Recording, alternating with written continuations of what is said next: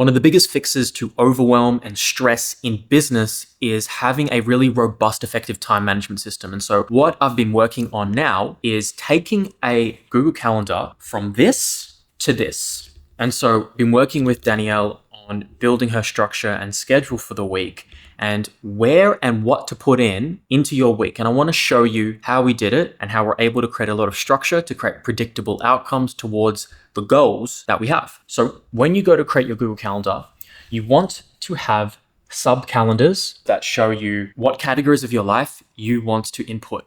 So you're going to have business, you're going to have connection, downtime, meals, routine, sleep, training, wellness. And we've created that all in the calendar. And you want to start. Where do you start? Start, like I said, with the bookend. So start with your sleep, then follow that by your routine in the morning, however long it takes you. Then most people eat. So you put in the block of eating. Even if it only takes you 15 minutes or 20, 30 minutes, you want to put that in. Then don't forget to put your travel time. Let's say you commute to the gym. It might seem like a small detail, but you want to include your travel time because that can be an opportunity for you to work. You can habit stack, listen to a podcast at the same time as well. Make sure you include your travel time so you can also analyze how much time you're spending in a commute that you possibly might want to replace with something else like an Uber or public transport. Moving on from there, training becomes very revealing how long people spend in the gym, whether it's a very short or very long amount of time. We have a 90-minute block here, which is quite a significant amount of time. Some powerlifters people will spend 2-3 hours in the gym, for example. And you can see, like boxing for me, spend hours there. So it's a really significant amount of my day. Then more travel time, you need to see, okay, because if you don't put the travel time in, you're not going to be able to accurately put in when the next block comes. Then even a shower, put your showers in and get ready. For your females, it typically will take longer, maybe 30, 45 minutes. Then after that, we go into a deep work block. So we call deep work and shallow work. Deep work has specificity towards the amount of focus and type of tasks that are being done in a block of time. Deep work, which Cal Newport popularized with his book, Deep Work, has high cognitive demand. It requires problem solving, more complex, intensive tasks. Shallow work is more reactive. It's more admin, it's more email responses. It doesn't require as much. So we put the shallow work more towards the evening and later end in the day, or when you're on your commute, or when you're doing your cardio, or when you're habit stacking, because it's highly leveraged to put when you're not as fresh mentally. And most people are quite a bit fresher in the morning, less decision fatigue, less stress, just woke up, highly caffeinated. So you want to think about the types of work you put in and where you put it to get the greatest output per unit of time. Then after deep work, most people have another meal. So we've allocated 45 minutes. You can cut on this time significantly if you have a quality, well, not even quality, if you have a meal prepped. It could be your own meal prep or it could be from a company, which I could not recommend enough. The average person costs about $4, $5, $6, $7 from the grocery store to make their own food. Right? If you cut all the ingredients together and take the average, it's about $5, $6, $7. You can pay just about double that and you can save yourself hours of meal prep a week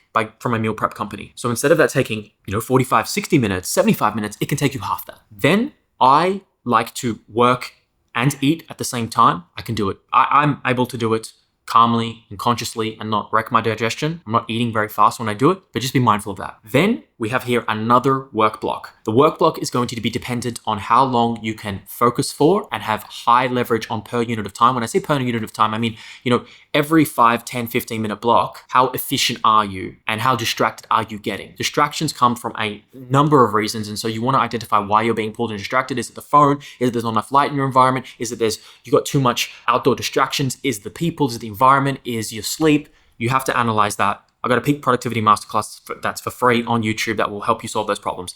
Anyway, we have a 4-hour block for Danielle here. She has been exposed to long bouts of working without needing much breaks in between. So she has some trust in herself and previous experience where she can sit for long periods of time and work. Of course, you want to get up and stimulate yourself and not actually sit down the whole time, use a standing desk and things like that. But if you are somebody right now where your work productivity tolerance is about 45, 60 minutes, then what you can do is you can create mini breaks of 10 to 15 minutes, 5 minutes even, where you get up and have movement, where you get up and change your working environment and you go outside even. A laptop outside going from inside can make a big difference. Also going to other working co-spaces as well can make a big difference. Even just moving your laptop from literally the table to the couch to somewhere else can meaningfully improve your productivity and focus. Then after that block, she's going to prep dinner. That's what we put in here. Now, prepping dinner is actually a significant amount of time for her in this current season of life. And that will likely be replaced or at least minimized with more meal prep or with help from other people in the future. And so that's an hour, sometimes 90 minutes, depending on how many people she's prepping for. A lot of people spend a lot of time cooking and prepping food, and it's low leverage. And so we're likely going to outsource some of that into the future, or at least for her, not just lunches, but also dinners at some point as well, as we look to increase the speed of the output we're trying to create in business and impact in the world. Then eating happens, and that's where the connection happens as well, where we're sitting together. We might be with a group, we might be just by ourselves, with family, friends, it depends what it is. And we'll have a longer, more uninterrupted block here, that's an hour. And then from there, you want to give yourself purposeful downtime and connection if that's important to you. As a human being, it should be important to you because the quality of your life is determined by the quality of your relationships. And you can keep working like I have done tirelessly and repeatedly throughout my life, by myself often, into the evening. But then you realize very quickly, you look around you, and you might have a beautiful apartment, a beautiful place, and a nice car, and nice this and nice that. And you look around and you say, what is the point of all of this if I don't have someone or a group of people to share it with? And so connection, bonding, is an incredibly resourceful way to fill your cup in a way that actually can improve your productivity later on, because you are filling other cups within and enriching other parts of your human nature, of your body, mind, and soul. And that, I think, is an underrated thing that doesn't really get talked about with entrepreneurs and business operators, is that efficiency can be created and is created by, for example, by being healthier, by sleeping. Well, there's also another component, and that's relationships.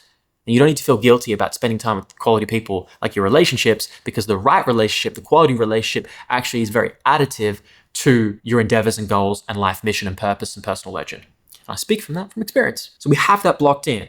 Connection time, and then there's like personal relationship time, and then there's sleep. And if inevitably things change, because people think this is like cement, your calendar, your time management is not 100% cement. You can drag and drop and move the calendar and move blocks that have been already pre-committed to throughout the day, in the morning of, and as it's happening. And you're going to need to do that because you're going to need to auto-regulate. Things will come up. Not everything will be perfectly go to plan. That's not the point of your time management. It's to have a pre-implementation intention, because we know from research that you can go from about 20% to about 85% adherence by having a pre-implementation intention. I tell you to do a task, or you say, I'm going to do this. But if you don't have a where and a when and a what time, then you are 8 out of 10 times unlikely to do it. Where we can take you to 8 out of 10 times likely to do it if you have a pre-committed intention when and where. And this is what I do with my clients and my students all the time. What I do with myself. Remember, you can adjust it throughout the day. And in the morning of, you create a little space for yourself where you actually set for the day what specific tasks are going in my deep work block or my shallow work block. What is the highest leverage, most valuable top 1, 2, 3 tasks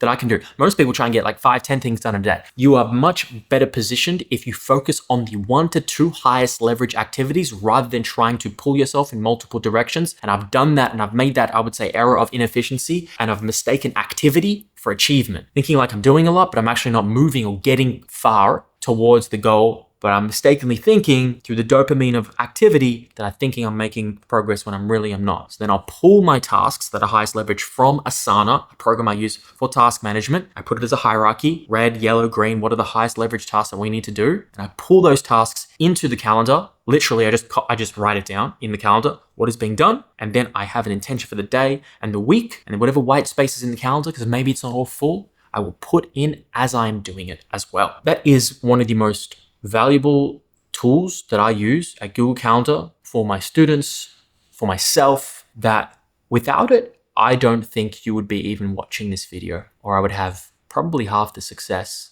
and impact that I've had. So if you don't do it, then it is unlikely that you will see success and what you want in life at the speed and the time that you want it.